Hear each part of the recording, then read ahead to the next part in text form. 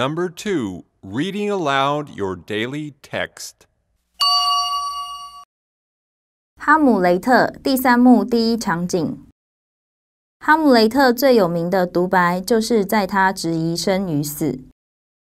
了结生命时似乎也是个不再受苦的方式。但是哈姆雷特担心在做梦之后随之而来的是死亡。Hi everybody and welcome back to the second part of our class. It's reading time, but not just reading, reading aloud. Don't forget when you're reading, also practice your pronunciation and speaking skills by reading aloud. Now today we have a special selection for you. As I mentioned, it's Shakespeare and the famous scene from Hamlet. I'll be reading through this. It's pretty short, but there might be some tricky parts to it. So here we go. Hamlet, Act 3, Scene 1. Enter Hamlet. To be or not to be, that is the question.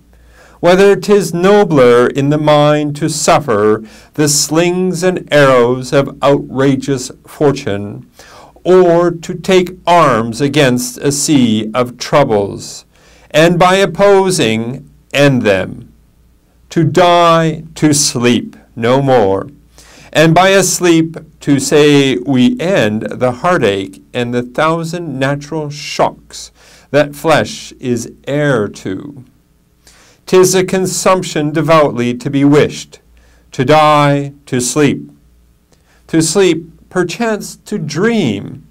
Aye, there's the rub, for in that sleep of death what dreams may come, when we have shuffled off this mortal coil, must give us pause. That's it for our selection. Now this is, of course, very famous. I think everybody knows to be or not to be. But what is it about? Well, quite simply put, Hamlet is considering, because he has so much trouble, he's considering to kill himself, to commit suicide. And he ponders that it might be peaceful just to go to sleep. But then he says there's a problem. The problem is, what happens after you die? Do you dream? What comes in those dreams? What happens after you have finished your life on earth? And would you have regrets for committing suicide? That's what this is all about. It's called a soliloquy. A soliloquy is in drama when an actor or actress speaks by him or herself. And this has to be the most famous one coming from Shakespeare. I hope you had a little bit of fun with it. It can be quite interesting, and it's quite amazing. Shakespeare English doesn't have to be that difficult. Now that's it for our reading. Don't forget when you read aloud, okay, do it with a big voice and so everybody can hear you.